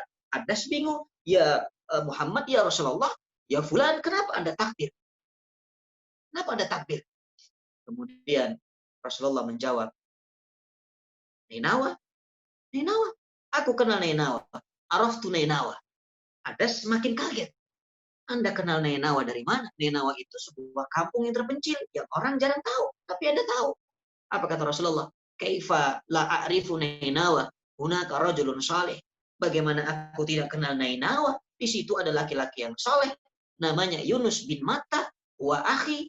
Dia adalah Yunus bin Matta dari Nainawa, itu adalah saudaraku. Yunus itu adalah nabi, wa anan nabi. Yunus itu nabi, aku juga nabi. Mendengar kata-kata itu, Adas bersyahadat kepada Rasulullah, asyhadu alla ilaha illallah wa asyhadu anna Muhammadar Rasulullah. Islam saat itu Adas. Masya Allah. Jadi pesan dari kisah ini Allah ingin menyampaikan kepada Rasulullah, ya Muhammad, Allah seolah-olah Allah katakan, ya Muhammad, tenang, walaupun orang Taif melempari Anda dengan bebatuan, walaupun orang-orang Mekah membenci dakwah Anda, lihat ada satu orang dari Nainawa namanya Adas, dia Islam, ya tidak repot, tidak perlu didakwahinya, cukup hanya mendengar Bismillah, dia sudah Islam. Maka hikmahnya adalah ketika kita berdakwah, kalau seandainya di tempat yang satu kita ditolak, tidak diterima, yakinlah bahwa Allah yang memiliki hidayah. Kita tidak berhak untuk merubah orang menjadi baik, tapi tugas kita adalah mengenalkan kebaikan. Dengan kebaikan yang sampai kepada hatinya, akan mudah hatinya untuk memeluk Islam. Seperti yang dilakukan oleh Rasulullah kepada Adas. Hanya dengan kalimat Bismillah, Adas bisa masuk ke dalam Islam. Masya Allah. Itu hiburan dari Allah. Kenapa? Karena Rasulullah dakwah di Taif mencari ridha Allah. Ya, capek sih. Lelah si Rasulullah, dilempari bebatuan, dakwah 10 tahun, ditolak, dihujat, dihina, capek Rasulullah, tapi Rasulullah mencari ridha Allah. Kalau sudah capeknya karena Allah, ridhonya apa, lelahnya karena ridha Allah, pastikan Allah akan kasih hadiah yang sangat indah, yang sangat luar biasa. Rasulullah ditolak di Taif, ada salah satu orang di Nainawa, dia Islam. Bahkan bukan hanya itu, ketika Rasulullah berjalan, ya sholat di sebuah masjid saat itu, ya dalam riwayat ada yang mengatakan sholat subuh ataupun isya, Allahu a'lam, tapi sholatnya tidak seperti sekarang, karena ini kejadian belum perintah Isra wal Mi'raj. Ya, tapi dalam kisahnya Rasulullah sholat, begitu sholat tiba-tiba Rasulullah merasakan panas, keringetan, ya, sumpah. Kenapa? Karena kalau ruangan itu yang kapasitas 100 orang diisi 300 orang, pasti akan sumpahnya luar biasa. Itu dirasakan oleh Rasulullah SAW. Ya, Rasulullah merasakan apa? Sempitnya luar biasa. Ternyata di tempat itu banyak sekali jin yang mendengarkan bacaan Quran Rasulullah SAW. Saat itu Rasulullah membaca Quran dan jin mendengarkan Rasulullah membaca Al-Quran. Ya, ini dikatakan dalam Al-Quran surah Al-Jin ayat ke-1. Qul uhiya ilayya annahu istama'a nafarun minal jinni faqala inna sami'na Qur'anan ajaba. Ya, jin mendengar bacaan Quran, lalu apa yang terjadi? Setelah mendengar bacaan Al-Quran, jin semua yang ada di sana berbaiat kepada Rasulullah SAW. Ya, maka kita kenal sampai hari ini diabadikan ada masjid jin namanya di Mekah. Ini adalah hadiah dari Allah. Seolah-olah Allah katakan, ya Muhammad, tenang. Kalaulah manusia itu tidak beriman, padahal Anda sudah dakwah, sudah Anda berikan dengan baik, dengan cara terbaik, tenang. Yang salah bukan Anda. Yang salah itu bukan Anda, tapi yang salah manusianya. Yang salah orang Taif, yang salah itu orang Mekah. Kenapa dia nggak berubah? Kenapa dia nggak mau mengambil hikmah, pelajaran, tidak mau menerima nasihat? Jadi Anda tidak salah. Usaha Anda sudah benar ya Rasulullah. Dakwah Anda sudah hebat ya Rasulullah. Karena Rasulullah tadi mengeluh kepada Allah. Merendahkan dirinya, bahwa dia mengatakan, dakwahku ini kurang sempurna usahanya ya Allah. Maka Allah jawab, dakwah Anda sudah sempurna, sudah hebat, dakwah Anda sudah baik. Hanya orang-orang Mekah, orang-orang Taif saja yang tidak bisa mengambil pelajaran. Itu lihat buktinya. Ya, dari Nainawa dia beriman. Kemudian yang ini adalah dari bangsa jin. Ya, bangsa jin itu adalah bangsa yang lebih rendah daripada manusia. Manusia itu diciptakan dalam keadaan sempurna. Tapi jin saja ketika mendengar Quran dia bisa berbaiat dan dia bisa beriman. Masa kita yang mendengar Quran tidak tergerak hatinya, tidak bergetar hati? Ya. Itulah hadiah dari Allah. Ketika sudah mencari ridho Allah, capek dalam ridho Allah, pastikan Allah akan berikan yang terbaik kepada kita. Ya. Makanya jin itu Jin itu ada yang Islam, ada jin yang kafir. Kapan? Siapa jin yang Islam? Jin yang dahulu berbaiat kepada Rasulullah, ya disebut dengan Qabilah Nusaybin. Nusaybin itu adalah jin yang Muslim. Jin yang bandel itu namanya Qabilah Taluh, yang suka kirim-kirim. Kalau orang-orang Sunda tuh ada teluh, pernah dengar teluh, ya santet teluh, itu namanya dari Qabilah jin Taluh yang bandel, nggak boleh beriman. Nah, tapi jin itu nggak punya nabi, ya. Jadi Allah hanya mengutus nabi kepada kalangan manusia. Jin nggak ada nabinya, tapi jin punya ulama. Siapa ulama jin? Ulama jin itu yang dulu-dulu ikut kajian bersama Rasulullah. Karena setelah berbaiat, dia pasti ngaji dengan para sahabat. Maka ada juga jin yang menjadi sahabat Nabi, tapi tidak ada nabi dari keturunan jin. Ya. Tapi ada ulamanya yang meneruskan daripada dakwahnya para sahabat yang dulu memang ikut, ya, sahabat jin, artinya jin yang ikut bersahabat dengan Rasulullah SAW. Ya, itu yang dikatakan apa? Lelah yang ketiga, yaitu lelah dalam mencari ridha Allah Subhanahu wa taala, ya. Mudah-mudahan dari singkat ini ada manfaatnya, insyaallah. Ya, barangkali ada yang ingin ditanya jawabkan pada kesempatan sesi kali ini. Kita akan lanjutkan di sesi tanya jawab. Sekali lagi, jazakumullah khair ala husni istimaikum. Jalakum minal wa doa, syukran lakum. Assalamualaikum warahmatullahi wabarakatuh. Waalaikumsalam warahmatullahi wabarakatuh. Barakallahu fikum Ustaz. Masya Allah. Kajian hari ini seru banget. Ada beberapa pertanyaan Ustaz dari teman-teman sahabat Wijaya dan juga jemaah lain. Saya bacakan dulu aja. Teman-teman yang ada pertanyaan langsung buat Ustadz, nanti silahkan raise hand ya. Tapi untuk sementara kita bacakan dulu pertanyaan dari teman lainnya ya Ustadz. Ustadz, Assalamualaikum, mau izin bertanya, bila lelah dalam beribadah itu sekali-kali diperbolehkan. Bagaimana kalau lelahnya itu berujung putus asa? Karena lelah berkelanjutan sehingga rasa putus asa muncul. Bagaimana cara menyikapinya, Ustaz? Waalaikumsalam warahmatullahi wabarakatuh. Jazakillah khair.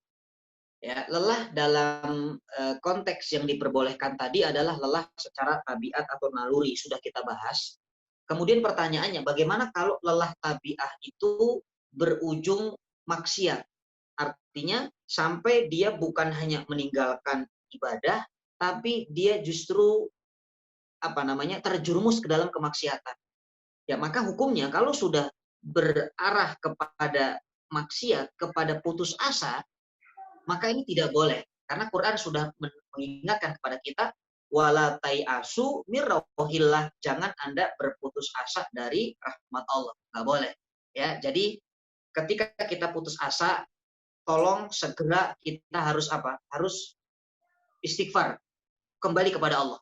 Ingat, segala apapun hidup kita ini berada di dalam qada dan qadarnya Allah. Kita nggak bisa lepas daripada takdir. Jadi orang yang putus asa, kenapa Allah membenci orang putus asa? Karena orang yang putus asa itu seolah-olah dia tidak memiliki tempat bergantung yang kokoh. Padahal Allah itu maha besar, Allah itu maha segala-galanya. Tempat manusia itu bergantung, Allahus Samad. Jadi kalau memang muncul sifat putus asa, segera lawan dengan apa? Dengan taubat, kemudian dengan istiqomah. Harus bangkit lagi, harus ikut majelis lagi, harus yang namanya tanya kepada orang yang faqih, telepon ustadz supaya disiram hati kita. Ya, kadang-kadang kalau sudah terlalu capek, lelah hati kita, lelah berhenti ibadah kita, kadang-kadang tuh ya setan tuh masuk. Makanya jangan keseringan capeknya, jangan keseringan lelahnya. Ya, cukup hanya ya mungkin kajiannya yang tadinya seminggu itu 5 kali, sekarang dikurangin karena ada pekerjaan jadi seminggu 2 kali. Ya nggak ada masalah. Ya itu lelah tabi'i namanya. Yang penting jangan sampai kita terjerumus ke dalam kemaksiatan, yaitu putus asa tadi. Ya, itu tidak boleh. Maka tipsnya adalah ya, kalau kita memang sedang dalam keadaan putus asa, coba teman-teman jangan lihat jangan kita pandang sesuatu yang yang buruk yang kita rasakan, tapi lihat nikmat Allah yang begitu besar yang Allah berikan kepada kita. Maka begini, ada kunci agar kalau kita lelah kita tetap bernilai ibadah, ya. Jadi maksudnya begini, ketika tadi kita lelah tabi'i, ya, tapi kita malas atau sulit untuk bangkit lagi, maka lakukanlah ibadah itu bersandarkan atas rasa syukur kepada Allah. Ya, saya ulangi lagi nih. Ya, kalau kita merasakan hal yang seperti tadi, katakan lelah tabi'i tiba-tiba masuk ke dalam maksiat kemudian putus asa, maka sandarkanlah ibadah kita itu karena rasa syukur kepada Allah.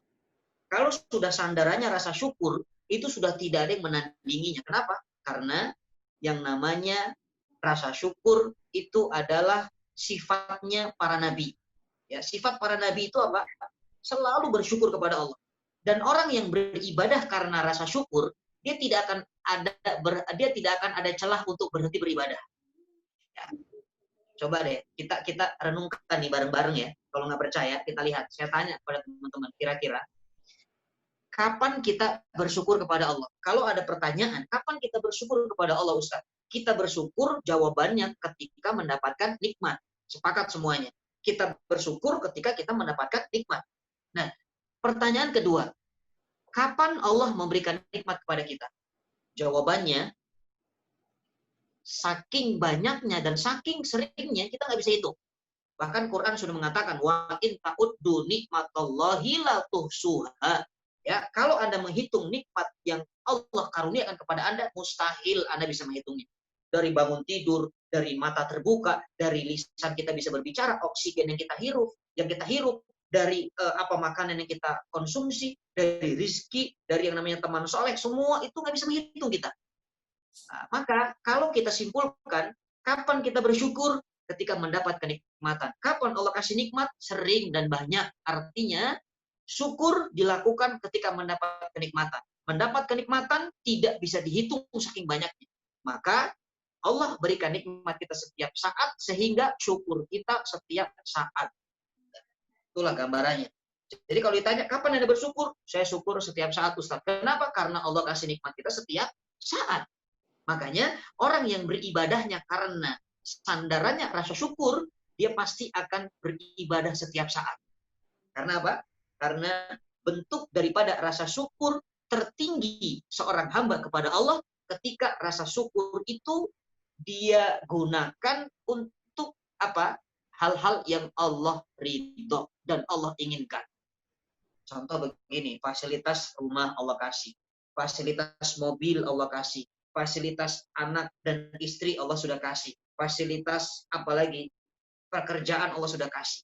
Ya, tanda orang yang syukur, dia menggunakan fasilitas yang Allah sudah berikan di jalan yang Allah inginkan. Itulah tanda orang syukur. Ya, dan itu kesempurnaan syukur. Makanya kalau kita ibadahnya karena rasa syukur, rasa-rasanya tidak ada celah untuk kita tidak beribadah kepada Allah. Jadi mau lelahnya secara tabiat tadi, mau berhentinya sebentar pun rasa-rasanya malu. Kenapa? Karena terlalu banyak nikmat yang Allah kasih kepada kita.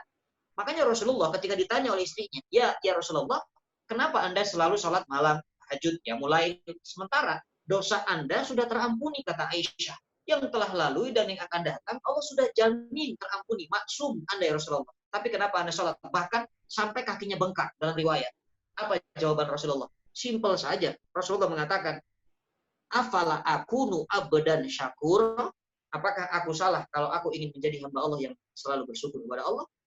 Masya Allah. Jadi itulah ya. Kalau kita mendapati futur iman, bahkan sampai putus asa, ingat ya, nikmat yang Allah berikan terlalu banyak dibandingkan dengan kesulitan-kesulitan hidup yang Allah berikan kepada kita. Ya, jadi mudah-mudahan dengan ibadah yang disandarkan dengan rasa syukur kepada Allah, maka tidak ada celah bagi kita untuk tidak melakukan ibadah kepada Allah walau sedetik pun. Ya. Mudah-mudahan bisa dipahami. Wallahu a'lam bishawab. Wallahu yubarik. Gimana caranya untuk menghindari diri melakukan hal-hal yang tidak bermanfaat atau bahkan sampai maksiat, Ustaz? Baik, jazakillah khair. Manusia itu selalu berada di dua pilihan. Ini pasti tidak bisa terlepas dari ini. Karena ada dikatakan dalam Al-Quran, kita ini fa'alhamaha fujuraha wa taqwaha. Ada fujur, ada takwa.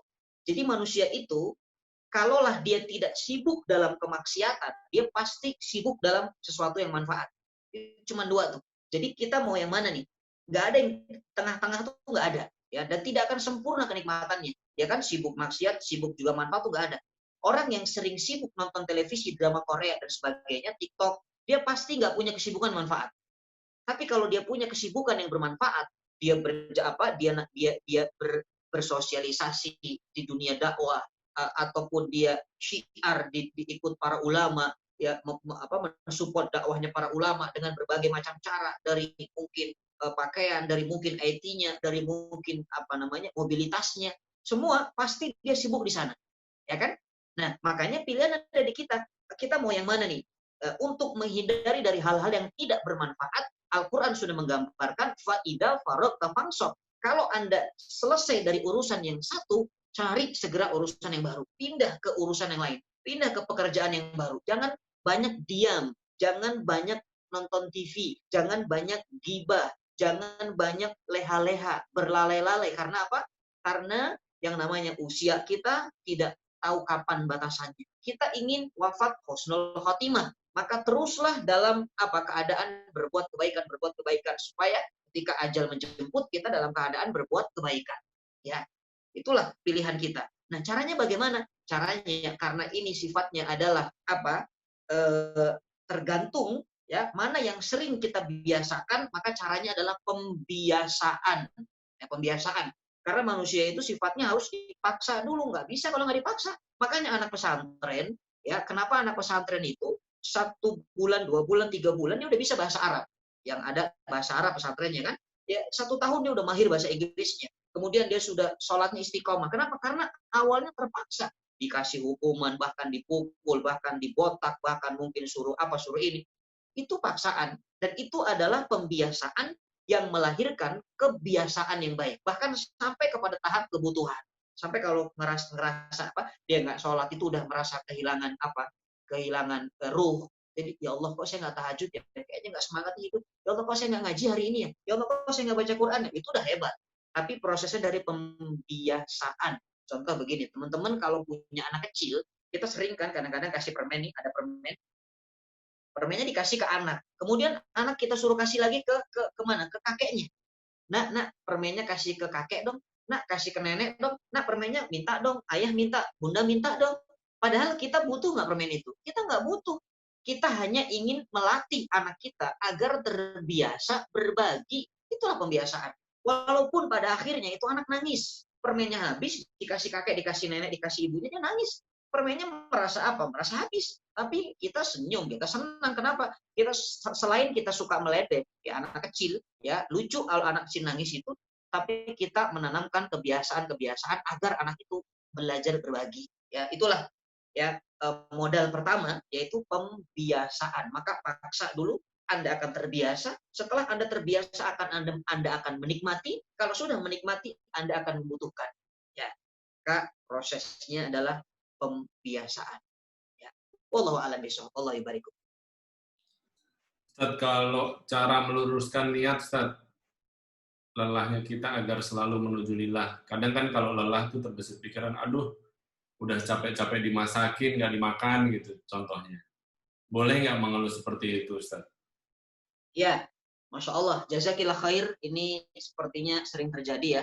Udah dimasakin sayur asam, ternyata suaminya beli sayur lodeh gitu kan, GoFood lagi ya. Nah, jadi begini, ingat para bunda, para akhwat, wallahu la yudhi'u ajrul muhsinin. Allah tidak akan pernah menghilangkan kebaikan seorang yang beriman, sekecil apapun.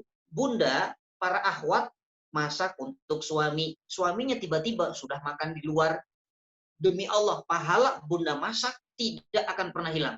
Ya, tidak akan pernah hilang. Capeknya itu 2 kali lipat pahalanya. Kenapa? Karena al-ajru biqadri masyaqqah, kata para ulama. Pahala itu tergantung ujian. Nah, ini penting. Kalau kita masak, kemudian masakannya dimakan suami, kemudian kita dipuji, kemudian kita bahagia, kita dapat pahala. Tapi pahalanya biasa. Kenapa? Ya memang itu sudah fitrah. Dimasakin, dimakan, kita senang, masakannya enak, itu pahala luar biasa, tapi biasa. Tapi kalau ada seorang istri, dia masak, udah masaknya sambil gendong anak, anaknya kembar, kanan kiri, udah gitu apalagi, dia harus ngurusin yang lainnya, harus ikut kajian juga. Begitu sudah beres masak, suaminya pulang ternyata udah makan. Karena pulang malam, capek udah makan, akhirnya nggak dimakan. Dan itu ujian, mana lebih besar pahalanya? Lebih besar pahala yang tadi masak kemudian dimakan, atau yang masak tapi tidak dimakan? Jawabannya, Makan ya, Ustaz. jawabannya tergantung. Kalau ketika suaminya datang dan tidak memakan, dia ridho, dia dia ikhlas. Saya masak ini karena Allah, terserah mau dimakan mau enggak. Yang penting tugas saya sebagai istri, saya ingin berbakti dan saya menyediakan makanan. Mau dimakan mau tidak, nggak ada masalah. Itu bagian dari takdir. Ya, itu sudah takdir. Suami nggak makan di rumah itu takdir, jangan diprotes. Kalau kita ridho, maka pahala itu lebih besar daripada kita masak lalu dimakan. Ya, dan kalau kita keluh kesah, dasar suami nggak tahu diri, ya udah ini besok saya mau masak lagi. Nah, itu bahaya. Itu akan menghilangkan segala macam kebaikan-kebaikan yang kita lakukan. Ya, jadi ingat kuncinya agar lelah kita ini menjadi lelah, memang yang paling penting adalah luruskan niat. Niat tuh karena Allah. Pokoknya kokoh karena Allah. Kalau sudah karena Allah, nggak peduli apapun, mau dapat pujian, mau nggak dipuji, ya mau dimakan, mau nggak dimakan, ya pokoknya semuanya sudah dilakukan karena Allah. Dan ingat, kebaikan yang sudah dilakukan Allah tidak akan pernah menghilangkan, dan kita tetap akan dicatat sebagai seorang istri yang berbakti, sebagai seorang istri yang sudah memenuhi kewajibannya sebagai seorang istri dan sudah menunaikan hak suami, ya walaupun kenyataannya makanan yang kita makan tidak dimakan, tidak dipuji, itu nggak ada masalah. Ya, kadang-kadang kita terjebak dengan ya hal-hal seperti itulah, karena kalau nggak dipuji rasa-rasanya nggak afdol itu masakan, kalau nggak dimakan kayaknya itu nyeselnya sampai 7 turunan, kemana-mana tuh perempuan. Ya Allah, apa masakan saya nggak enak ya, kok nggak dimakan ya? Ya Allah, apa kurang apa? Kok suami ini diem tapi nggak cerita tapi ya itu akan membuat kita capeknya karena hawa nafsu. Sehingga timbul penyakit hati, suudzon sama suami, akhirnya capeknya bukan capek yang menghasilkan ridha Allah, tapi justru menghasilkan atau mendatangkan murkanya Allah. Ya, wallahu a'lam bishawab. Allah barik. Jadi makin berat cobanya, makin besar pahalanya, Ustaz ya? Iya, benar. Masya Allah, benar. Semakin berat ujiannya, semakin besar pahalanya.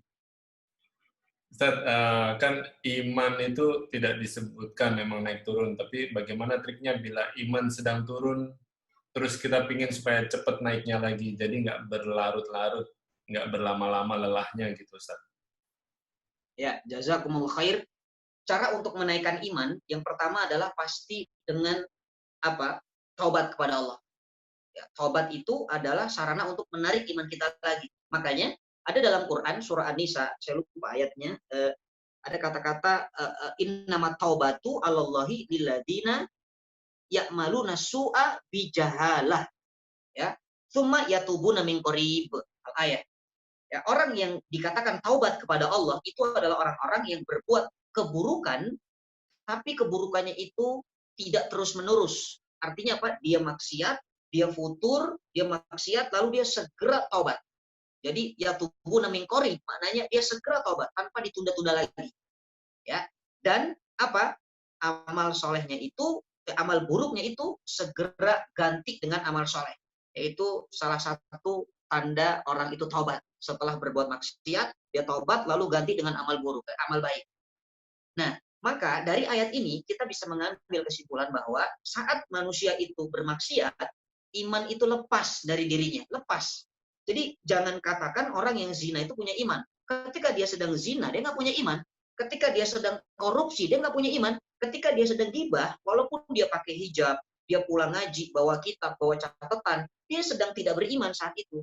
Ya, tapi ketika dia mengucapkan astaghfirullahaladzim, alladzi la ilaha illa huwal hayyul qayyum wa atubu ilaihi, ya, maka orang itu saat itu seketika itu imannya kembali lagi, ditarik iman yang lepas tadi sehingga kembali dirinya beriman, dan setelah dia beriman maka langsung dekati majelis taklim. Jadi awalnya tobat, setelah tobat langsung dekati majelis taklim, langkahkan kaki ke sana untuk menguatkan lagi, ya. Kemudian langsung perbanyak amal soleh. Jadi langsung perbanyak amal soleh karena memang tidak ada obatnya kecuali dengan apa?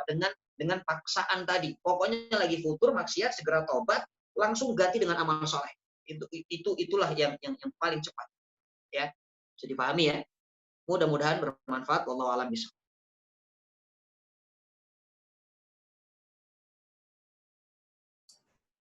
Ustadz, insya Allah ini pertanyaan terakhir ya.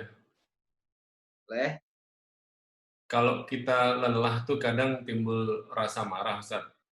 Terus sebenarnya marahnya itu bukan marah kepada Allah ya, hanya berpikir marah dengan kondisi dan keadaan yang terjadi. Tapi apakah memang marahnya kita tersebut justru memang marah kita kepada Allah ya, Ustaz? Yang memberi qada dan qadar mungkin ya. Ya, jazakillah khair, Masya Allah. Ketika seseorang mengalami lelah ataupun capek ya dalam apapun masalah kehidupannya, boleh kita keluh kesah, tapi syaratnya keluh kesahlah kepada Allah. Marahnya kepada diri sendiri, keluh kesahnya kepada Allah. Jangan jangan marahnya kepada Allah, jangan mengkenapakan keadaan. Ya, ini yang salah. Kadang-kadang kita ya Allah, misalnya naik motor, ban bocor padahal mau ngaji nih, udah semangat mau kajian, ban bocor atau bawa mobil dan tidak ada tukang tambal ban, kita turun marah-marah. Dasar mobil nggak tahu diri, udah terlambat, buru-buru mau ngaji, bersemangat, baru mau naikin iman, udah bocor, ini nggak kemana-mana uring-uringan. Punya anak juga gitu, anak disuruh sholat susah, ngaji susah, kita marah-marah, dasar anak. Nah, itu yang dilarang, tidak boleh melaknat daripada harta benda kita, keluarga kita, kemudian diri kita, itu nggak boleh, haram, ya. Tapi kalau kita keluh kesahnya kepada Allah, itu boleh. Apa perbedaannya? Kita keluh kesah sama Allah itu maksudnya gimana ya? Maksudnya, apapun yang menimpa kepada kita, kita keluh kesahkan kepada Allah. Ya Allah, seperti Rasulullah tadi, ya Allah, aku ini sadar semakin lemah diri ini. Buktinya cuma dikasih masalah seperti ini, aku sudah nggak kuat ya Allah. Padahal Allah mengatakan, la yukallifullahu nafsan illa usaha. Tapi aku nggak kuat ya Allah, tolong hambamu ya Allah. Aku mengeluh dan mengesahkan segala permasalahan kepadamu. Itu boleh, keluh kesah kepada Allah. Ya. Tapi yang tidak boleh adalah marah kepada Allah. Artinya apa? Menyalahkan takdir, menyalahkan keadaan, bahkan mencoba-coba. Coba kalau tadi nggak lewat sini nggak bocor, coba kalau tadi nggak ikut kajian, coba kalau itu tidak boleh. Ya, karena apa? Karena kalau seandainya kita mengatakan kalau coba dan coba, itu membuka pintu setan. Dalam hadis Rasul dikatakan, wa inna lau tuftahu abwabus syayatin. Kata-kata lau atau kata-kata coba, seandainya jikalau, itu membuka pintu setan yang mana menyebabkan kita menjadi pribadi yang putus asa. Naudzubillah, bisa bunuh diri ujung-ujung. Makanya dalam hadis jelas dikatakan, kalau tertimpa wa in asabatu syai'an, dia akan mengatakan qadarullahu ma syaa fa'al. Ya. Ini memang sudah takdir Allah, kita boleh keluh kesah kepada Allah dengan doa-doa kita, menangis merintih di hadapan Allah, tapi tidak mengkenapakan takdir Allah, tidak menyalahkan Allah. Tanda orang tidak menyalahkan Allah, tidak mengkenapakan, dia tidak marah-marah, ya, dan dia sabar dari awal kejadian.